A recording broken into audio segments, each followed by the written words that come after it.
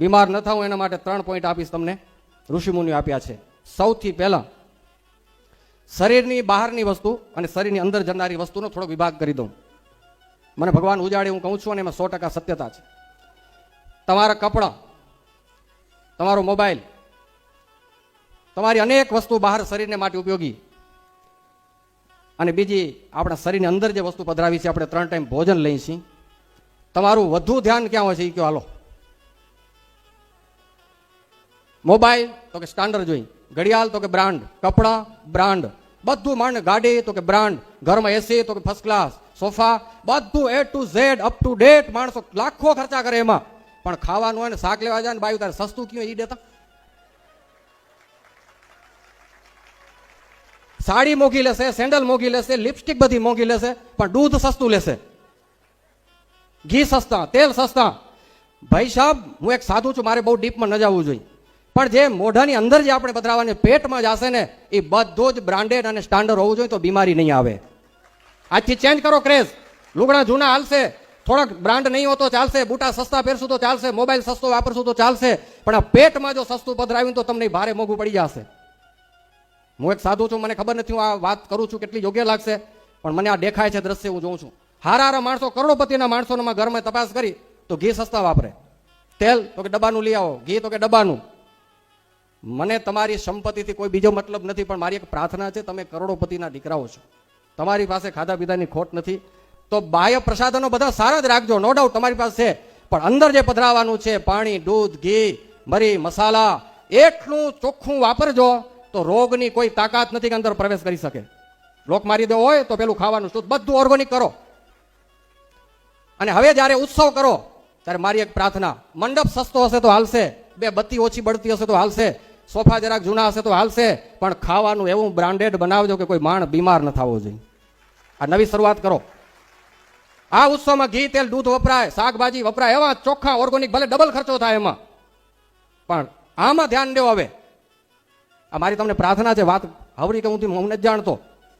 જો અંદર ગયું ને પછી બગાડશે ને અંદર, ભૂખ્યા રહી જાજો, પણ ખરાબ વસ્તુ આ મોઢામાંથી અંદર ના લીધે, કારણ કે આની પ્રોસેસ પછી કપડાં બદલાવી શકશું, પણ કિડની બગડી ગઈ તો એની પ્રોસેસ બહુ ભારે છે. તમારો મોબાઈલ તૂટી ગયો તો નવો લેશો, પણ એકાદ જો નસ ક્યાંક ફાટી ગઈ ને જો, તો એને હાંધવા માટે કરોડોના ખર્ચા છે. મારી એક પ્રાર્થના છે, પહેલું સુખ તે જાતે નર્યા, રહેવાશે કેમ નર્યા. બીજું કહી દઉં, હવે બધેમાં બહુ ડીપ જાય તો મારો ટાઈમ નહીં સંચવાય, એટલે ટૂંકમાં મારો બહુ જાજુ કહેવાનો વિષય નથી. જાતે નર્યા રહેવા માટે એક તો ફૂડ ચોખ્ખા લેજો. બીજો પોઈન્ટ, આપણા જૂના ડોહાઓ બધાએ એને ખાવાનું ઓછું હતું ને એક્સરસાઇઝ જાજી હતી. હવે આપણું ખાવાનું જાજુ થઈ ગયું ને એક્સરસાઇઝ ઓછી થઈ ગઈ. એમ રાઈટ ઓર રોંગ? પેલા બાયું હાથે ઓલી ખાંડણીમાં ખાંડત્યું, પછી ઘેટુડામાં ડરતી તો રામદેવજી બાઈની બધી એક્સરસાઇઝ આવી હતી એમાં, પછી ઓલા દધી મંથન થતા એમાં ખંભાની બધી એક્સરસાઇઝ આવતી, પછી આપણી ઓલી બેસ્ટમાં બેસ્ટ સાયકલ, ગુડાની બધી એક્સરસાઇઝ થઈ જતી. એ સાયકલ ગઈ, એ હણા છાસ કરવાના મંથનીયા ગયા, રોટલા મહડવાના ગયા, અને ખાવાનું તો કે બધું કાજુ બદામ ને પિસ્તા, અને પછી કે ડોણા મોટા થઈ જાય. એટલે હવે ઉત્સવ કરો એમાં રોજ 2-2 કલાક તો બધાને એક્સરસાઇઝ કરાવો, 1 કલાક સવારે ને 1 કલાક સાંજે. હવે ઉત્સવની નવી રીત લઈ આવી પડશે. માણસોને પહેલા હેલ્થી બનાવો તો છેટ પરમ તત્વ પરમાત્મા સુધી લઈ જવા માટે આ શરીર જ છે. આ શરીરથી જ ભગવાન ભજવાના છે. આ શરીર હશે સ્વસ્થ તો મા બાપની સેવા થશે, આ શરીર સ્વસ્થ હશે તો ગાય માતાની સેવા થશે, આ શરીર સ્વસ્થ હશે તો દેશની સેવા થશે, આ શરીર સ્વસ્થ હશે તો તમારા કામ ધંધા કરી શકશો, આ શરીર સ્વસ્થ હશે તો સારા ભોગ ભોગવી શકશું. Everything is our health. આ હેલ્થ છે ને એ જ આપણી વેલ્થ છે. સ્વામિનારાયણ ભગવાને આ સમજાવ્યું છે ને આશ્રિતોને, મારો આશ્રિત કોઈ બીમાર ન થવો જોઈએ. તમારી સમાજને મોટેરા બેઠા છો, આ હરેક આખી દુનિયા માટે અત્યારે આ જરૂર છે. માત્ર માળા પૂજા કર્યા રાખશું, શરીર બીમાર પડ્યા હશે, રોજ આપણે માટે આપણી પાછળ કેટલા માણસો હેરાન થશે. જન્મ્યા ત્યારે જેવું ચોખ્ખું શરીર હતું ને, લાકડામાં પડે ત્યાં સુધી એવું ને એવું ચોખ્ખું રહેવું જોઈએ. આપણે આવા પ્રયાસ આપણા હાથની વાત. અને આપણે ખાઈ ખાઈને શરીર બગાડી રહ્યા, ખાવાની છૂટી છે.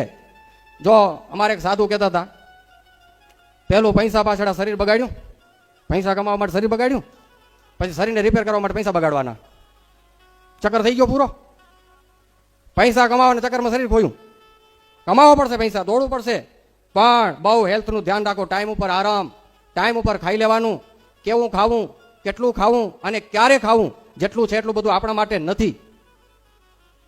અહીંયા તો બધું બનશે, પણ અહીં ઓલો ઘણા કે એ ભાઈ મારો પ્રેમ એ ખા ખા પ્રેમ એ, અને કહી દો ભાઈ તારો પ્રેમ હે પણ પેટ મારું એ કઈ.